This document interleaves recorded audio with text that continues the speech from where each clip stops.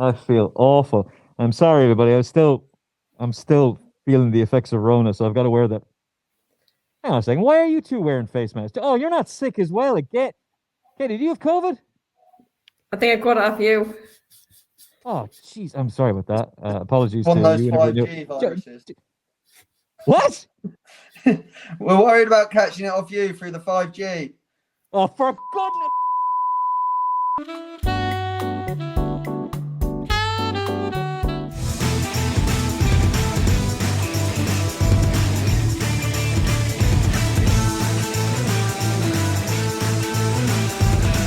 Welcome to the Final Furlong Podcast. Thank you for joining us. Apologies for not releasing any new content over the last few days. Katie wasn't with us last week because she was sick, had the flu. I then decided to go and get COVID because, you know, I haven't had it for over a year and a bit, so it's only right that I get it for a third time. Obviously, those vaccines are safe and effective. Anyway, and well, George is fighting fit, but I was doing too much of a Bob Fleming impression to record any content, so nobody wanted to hear me sniffling away and coughing. So thank you for the patience. We're going to do something a little bit different for you today because, well, racing world's in a bit of chaos. The weather is all over the place. So it's all about the Cheltenham Festival for us, and we've decided to focus on the Novice Chasers for this edition of the show. So we'll get Katie and George's expertise on what's been going on in the novice chasing division so far. We'll begin with the Arkle Chase and the betting, as you can see on screen, because we're doing that as well now in the world of YouTube. We've become very modern and very fancy here on the Final Furlong Podcast. Marine Nationale, even money favourite. Facile Vega, I think this project might be over. 10 to 1 shot. Found a 50. Should he be this big a price after a grade 1 win over 2 miles last time out? 10 to 1. Blood Destiny, I think he's going to end up here. 12s, Gaelic Warrior, maybe. Mr. Policeman runs at the weekend. Il était temps, 16s. My Mate Mozzie, Jello, and a whole host of other ones that would need to improve or start now if they were going to win. Katie, what is your current view of the Arkle Chase? Marine Nationale, we all waxed lyrical about how good he was in chasing debut. I would say his jumping was never tested at any point. He was never really put under any pressure. And if you wanted to be very picky about a short price favourite who's already a Cheltenham Festival winner, Facile Vega was very impressive on his chase debut, and it didn't go well the second time. Dicer Dynamo was very impressive in the race Marine Nationale won this year and has never recaptured that form. Is there a doubt in your mind about Marine Nationale's ability over fences on the back of just one run, given the fact that he's odds-on even money for the Arkle? Look, I thought he was very impressive now over Christmas at Leopardstown. I think he deserves to be going off favourite at the moment because we have Facile Vega who flopped a little bit over Christmas and didn't really perform to what we thought he might have. You know, we've Gaelic Warrior who's probably likely to stay at 2.5. Blood Destiny might shorten up in the betting after this weekend if he has a nice perform under his belt, so he might be one to keep an eye on. Found a 50. I think there might be a little bit of a doubt with him going left-handed again. He might be better horse going right-handed. I just have that in my mind. I could be wrong.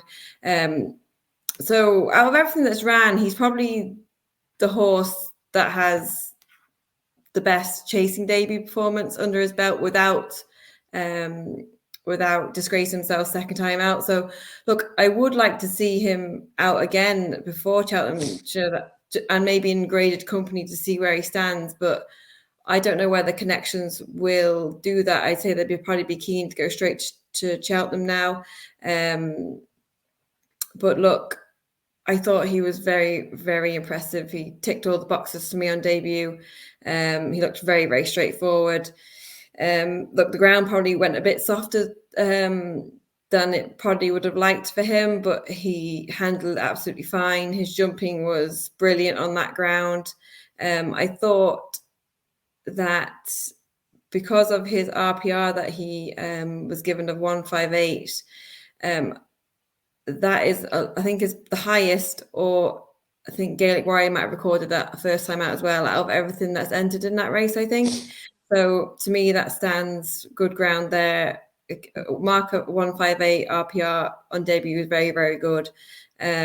I think he was 4 seconds quicker as well than the Open Grade 1 on the same card, and only 1 second or something in it slower than the Novice Grade 1 as well. So look, he's banged there on the times. It wasn't a slow run race. It was a proper true test.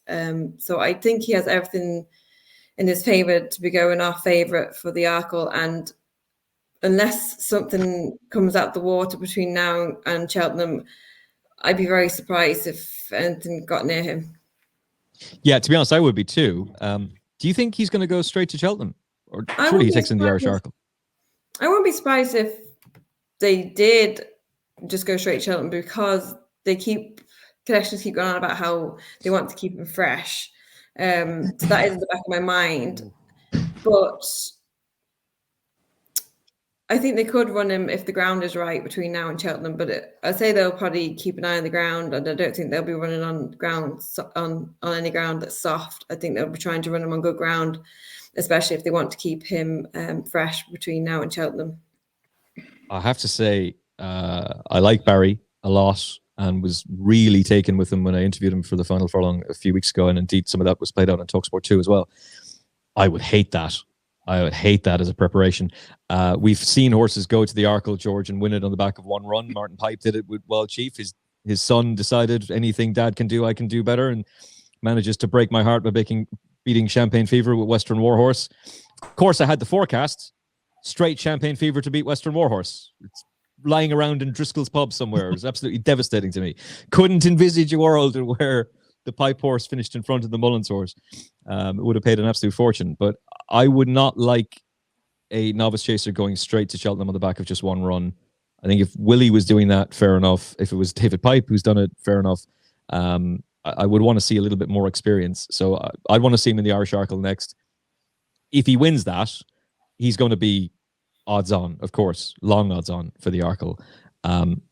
Is it a case of this horse just wins because he's better than everything else, or can you see something emerging to challenge him, George? I certainly, he's not home and hosed by any extent of imagination. But when you're looking at a race like this, for me, he's priced up. I'm looking at 10 to 11 Betfair. And for me, this is the price you give him. Ante-Post, certainly, when you're talking about horses can go wrong, they can roll in their box and pull a muscle.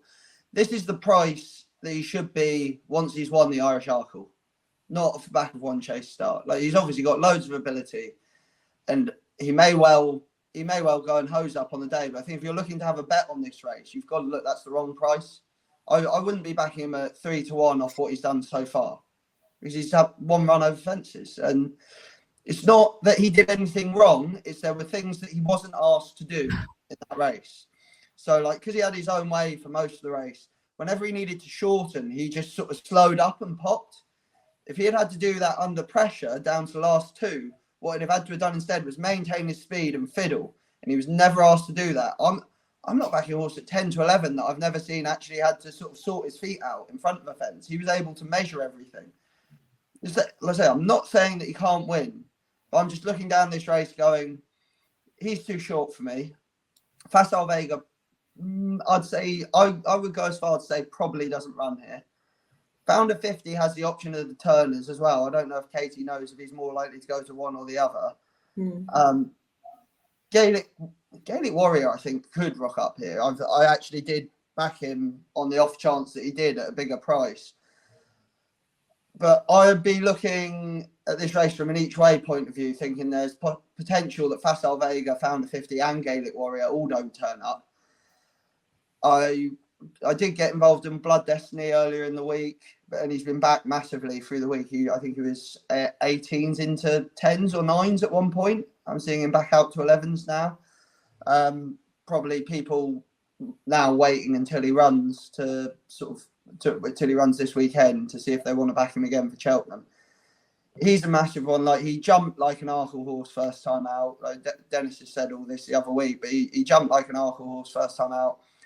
I thought he was unlucky to sit so close to such a fast pace in the Triumph. Most of the place horses came from a long way behind him, and he sort of proved that with a decent run the next time, and obviously a great chase debut. The other one I'd be interested in from an each way point of view would be Ilete Tom. I think 2 mile is his trip. He seemed to cope with it fine up in trip the last time. To me, he's always looked like a good ground 2 miler. Like, he's got bags of pace, and he obviously jumps well, and he's going to be friendless in the market because you probably can't win it. But could you get him into the 3 at 14-1? He's as solid a horse as you can see in this betting. Like, you just got to look down the RPRs. All the horses around him in the betting have got races like 140, 146, 141. He's 153, which puts him £3 behind Marine Nationale, and he's, name your number, the size of the price. He's 14-1. The other was 10-11. Probably not going to beat Marine Nationale. I think Blood Destiny and Il Était Temps are probably decent each way bets, although, let's say, Blood Destiny has shortened. I think trying to work out which of the Willie Mullins horses is going to line up here is a crucial factor. And if you can give yourself the opportunity if you can work out who it's going to be, he's won 5 of the last 10 runnings of the Arkle Chase, so that's going to give you a fairly good head start. I would imagine Il Était Temps will end up in the Arkle. I don't see why he wouldn't. I'm going to guess that they really regret not running him in the Racing Post Novice Chase. I did hear Ruby saying something odd about Il Était Temps around 2 miles at Leopardstown and how he didn't think he would be suited to that. Didn't really get the logic of it, but Ruby will forget more about racing than I'll ever know. And if you were waiting for me to say that phrase, it came at 12 minutes and 40 seconds, apparently. So there's cliche bingo for you. But he's not a horse that should be underestimated by any stretch of the imagination. And I could absolutely see the case for him. Marine Nationale is the most likely winner by far, but you've nailed it. He's priced up like he's done what El Fabiolo did in the Irish Arkle, and he hasn't done that yet. He's more than likely the horse who will, but I'd like to see him do that before you're taking this kind of a price. And I guess the problem is, unlike last year's Arkle, where John Bon at this time was favourite, and we were waiting to see, well, which of the Willie Mullins, El Fabiolo, Dysart, Dynamo Brigade is going to emerge as the big contender. Flamebearer had been very impressive as well. We were trying to work out which of those horses was going to be the best. We're trying to work out which of the Willie Mullins horses is going to run, because Facile Vega is probably not going to go here. Just not fast enough for 2 miles. Although I don't think he was put to best use in the Racing Post Novice Chase. And you broke that down really well, George, in the festive review. So Blood Destiny is the one that I'm intrigued by, because when he won first time up, I really like Heartwood, and I know that Heartwood is held in high regard. He slammed him by 9 lengths. That horse had been finished in front of Corbett's Cross and narrowly beaten by Grange Clare West. Well, we know Corbett's Cross won next time out, beating Nick Rocket and Monty Starr, both of whom have franked that form. He himself has run well in a Grade 1, and Grange Clare West, of course, won that Grade 1 and confirmed he's better than Corbett's Cross. So good luck to anyone who thinks that Corbett's Cross can turn the form around to Grange Clare West. Case, we might have a clash about that later on. Yeah, we might have a little clash about that one later. Taste of something to come on the Final Furlong. But I really like Blood Destiny, and I think the idea of dropping him back to 2 miles could suit really well. You've both mentioned his engagement this weekend. I note with interest the fact that he's time form top rated with a P and £2 clear of Mr. Policeman, who's second. And they're both well clear of Meeting of the Waters, who would be third on that list. Who is the standout alternative to Marine Nationale in the Arkle for you right now, Katie Young? I'm going to go with a complete outsider here, and I don't know whether he's even going to turn up, but I don't know if this will even be on his radar, but Hercule de Soy he could be a dark horse. He could be the forgotten horse here. He's completely forgotten horse. Where did that come from? He's 6 starts of fences, I think, under his belt. Do you know, he's more experienced than any of these, probably even put together. He's a massive price. He's 33-1. I think has he won 5 or 6 on the bounce now? He's improved with every single run. He looks like he's taken to chasing like a duck to water. He's jumping for the first couple of runs, he was a bit sticky, a bit novice-y, but he's progressed with every run and he's just getting better. He was a complete runaway over fences. We've seen that, but fences really seem to have made a man of him. And we've seen on his last start, he got taken on for the running and it was no problem to him. He didn't get lit up. He didn't get keen. he just settled nicely. I think he's bags of potential, and the spring ground will suit him down to the ground. He's obviously probably on a break now. He ran, I think, October last time he ran. So they've probably given him a break, and they're probably bringing him back for Cheltenham. He's plenty of experience under his belt. He probably won't need a prep run, and I'd say they'll have him ready to go. Look, he's improved on RPR rating from 132 to 153, which is a big jump. He's so much experience. I just think he could be one just to keep an eye on, and at 33 to 1, he might be one to take a chance on, especially if there's not going to be much pace, or he's proven now that he can be dropped in behind a horse and not be a runaway. You probably could question how strong his form is, because it is mainly against summer horses, but look, if the ground came up good in Cheltenham, I think he could have a sneaky chance. I don't think he'd want to roll out anyway. So if you were going from one extreme, Marine Nationale at the shortest betting to him with the bags of experience, he's got graded race under his belt, I think you'd be mad to knock him out of your list anyway. I think you'd be pretty underwhelmed if you were to look at his time form rating, but that's subjective opinion, really. It's not objective. It's what those experts have come up with. You would have an eyebrow very much raised, like I am now, if you were to look at the RPRs, though, because Gaelic Warrior comes out top on 160, Marine Nationale is third on 156, which means in second is Hercule de Soy on 157.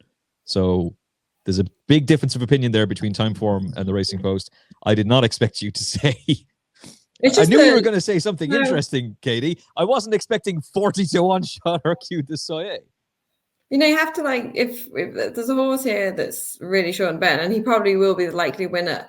But if you're looking for an each way bet with a bit of value, he could pull a surprise. We don't know. He's improving everyone. We don't know how good he is because he hasn't probably run against proper graded company, but he hasn't done really anything wrong so far, and he's just the experience under his belt, which is what a lot of these other horses don't have. I like it. I like it a lot. I'm not sure I like it so much that I'm going to part with my own cash to actually back him, but I have a feeling this is one of those tips that I'm going to ignore. Listeners are going to follow, and this is going to be the Codfather all over again, telling me, I think Lebeck's got a chance in the Supreme. He goes, no. You've lost your mind, Jamie. I should have learned back then not to mock other people's opinions, because that blew up spectacularly in my face. Do you know I ended up backing Mellon in that race? What a dum-dum I am. All right, George, no pressure on you. We'll talk more about Gaelic Warrior when we tackle the Turner's Novice Chase. So hold fire on him for a second, because I know you were talking about potentially him coming here. I've got a theory on him. But who do you think is unless you think he's the standout bet at the moment, who do you think is as an alternative to Marine Nationale? I just would say it's not going to be my alternative bet, but the last horse I looked at before we came on air was Hercule de Soy. Was looking through him. He's 8 from 11 in Ireland. That's incredible. Like you said, as well as is it five wins over fences. He's won a Grade 2 novice hurdle. He beat Hunter Jean. He's beaten Imagine in a Grade 3 novice hurdle. Every time he's run into ordinary horses, like say he beat a horse called Ferdinand Starr in a maiden hurdle by 16 lengths. He beat Ballyadam on his second chase start by 13 lengths. He beat a horse called Soul Nest twice by 13 lengths and 6.5 lengths. He beat Calico back in September, who's no mug, by 12 lengths. You say he's got plenty of graded forward. He's won 2 Grade 3 novice chases and a Grade 2 and a Grade 3 novice hurdle. What I would be doing with him is I'd be sticking him in a tracker, and if he has an entry, it might just be he's either on holiday or there's something wrong with him. He's probably on holiday, and I'd wait. And the second he gets an entry anywhere, I'll back him each way for the Arkle. But I want to see him have an entry somewhere first, just because you need, unless you've got someone on the inside at Willys that's going to say to you oh yeah, we've been keeping this. We're not going to. We're definitely going for the Arkle, but he's just having a holiday. He could be out in the field somewhere with a tendon for all I know anyway.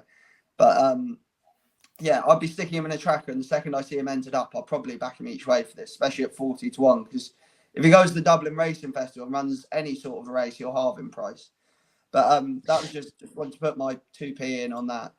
I'm not so full really endorsement of Katie's opinion, but just before you give your own horse, and it's good that you were looking at Hercule, because I had not been looking at Hercule de Soye at all, not in the slightest bit. I just saw a string of now ones. Now that both of 40-1. you have talked the horse up, though, I'm going to look at him much more closely now. Katie, you're close personal friends with Frank Berry. You're constantly flying around on JP's private jet and enjoying lobster dinners with them. So before Frankie sends the snipers around to shut you up, should we expect an entry for Hercule de Soye very soon? To be honest, I'm not sure, but if Is you he do, alive? yeah, if you do look though, he's been running since April. Can we get a and hostage that's photo great. of Hercule de Soye showing today's Racing Post? Yeah, he's run once a month since April. Yeah, he's on holiday. I'm telling you now, he's probably on holiday. He's ran consistently through the summer, and they'd be mad to keep running them over Christmas. Like, the right decision would have been to give him a break now and bring it back in the spring, because he obviously wants spring ground. There's no point running them on ground that wouldn't suit through the winter. So I'd say he's probably on the break and be coming back for Cheltenham, unless there's anything wrong with him. But I'd say that's what they're doing. He finished on a good note and Punchestown late on his last start. So I'd say he's probably on the break, considering how many times he's ran through the summer. So I'd say he wants to be back in soon, though. I'd say, yeah. Yeah. I'd say he's probably back. Yeah. Maybe That's somebody what we could need to do a find out. Photoshop for us of. Yeah, we'll get the moles at Willie Mullins here. I'm presuming he's in Martinstown, just hanging out with Isterbrak and taking it easy before building back up for a spring campaign. But maybe one of our listeners could, or one of our viewers now on YouTube, could do a Photoshop mock-up of Hercule de Soye in a hostage situation with a copy of today's Racing Post, just to prove that he is actually alive and well and kicking. But very interesting from both of you. George, what is your alternative to Marine Nationale? Like you said, probably if I knew Gaelic Warrior was definitely coming here, I'd say he's the most likely winner. I'd take him over Marine Nationale. But even jumping the way he jumps left-handed. I worry more about him on the old course than the new course. But it'd be the old course. The old course will be the Arkle, wouldn't it? Yeah. I would worry about him more on this track than the other, but I think he might just have too much for Marine Nationale. He's not a horse that I've ever backed at Cheltenham Gaelic Warrior because of him jumping out to his right, but he does look an absolute monster, doesn't he? Like, if he's ever gonna be able to overcome his jumping to the right, if he's ever gonna have too much, it might be his jumping gives him enough extra to make up for the fact that he's going right, if that makes sense. But over hurdles, he's jumping out to the right, and he wasn't making loads of ground in the air as well. If that makes sense. I just at the prices I probably would take a punt on him, but not once he's confirmed and he's cut to 3s or 2s. I just think he's beaten twice there now. Yeah. That just, and until I see him go left-handed and see what he jumps at, I just couldn't back him. Not with his form around Cheltenham. It's more my point is that I'd rather take 10s about him than 10 to 11 on about Marine Nationale. Like, but as it is, we don't know if he's running. We'll get onto him in the Turners. Yeah. There is an obvious race for him, though, George, which is, and potentially this is what Willie will do, run him in the Irish Arkle. And if they enter him for that, and Paul Townend gets jocked up for him, then I'd back him for the Arkle. Now, I'm sure the bookmakers will all go on the defensive straight away and cut him to 8-1, even when it's not non-run or no bet. But if he was to topple Marine Nationale in Leopardstown, then he has to go in Cheltenham. He would have to go for the Arkle. If he goes to the DRF, Marine Nationale won't turn up. There's no chance. No chance. Mm-hmm. They're only going to turn up there if they think they've got a walkover. They don't. They'll probably take on Facile Vega there now. They'll probably take him on now, but If Oh, Gaelic well, they Warrior definitely turns up, take him on. Yeah, He's been softened up. Yeah, that's what I mean, though. There's a chink in his armour. They wouldn't be wanting to take on Gaelic Warrior until Cheltenham, I don't think. They'd rather have him, like, especially when they're talking about getting him there fresh. I think they'd much rather just leave him and go there without a run, which is a shame. So you both think Barry Connell is bracing us to just say, yeah, we've had a good long think about it. I know what I'm doing. We're going straight to Cheltenham. Yeah, he'll only go there if he thinks he's got an easy grade 1, basically, I think. Do you think that is beneficial to the racehorse? Do you think that's to its detriment? I think it's certainly the detriment of racing. I think it's far enough away from the festival and they'll have decent ground. I don't think it's the detriment of the horse to go there at all. Fresh. Yeah. No, I mean, I don't think it'd be detriment to him to run at the DRF. No, that's what I mean. I think it would be to his detriment to not. I don't think you can realistically. More experience. Yeah, you were talking about basically an odds-on shot for the Arkle, who is going there. He is then completely priced up on the fact that he's won a Supreme. Well, I actually see a trend about that today. Go on. The last 3 winners of the Supreme, I think, have won the Arkle. Something like that.